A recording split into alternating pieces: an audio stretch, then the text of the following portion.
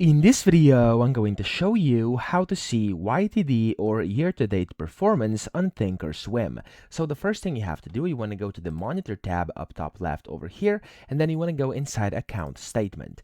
Now in here, up here, it's going to say 1 days back from today. You want to click on that, and then here you want to select not 1 days back over here, but you want to go to where it says from, and then you basically want to select the date range, okay? So that would be like the 1st of the 1st of 2025. So I'm going to do the 1st of January over here up to today, which is the 13th of December. And then when you do this and click out of here, it's basically going to show you for the last 347 days, which in my case is basically year to date, and it's going to show you everything.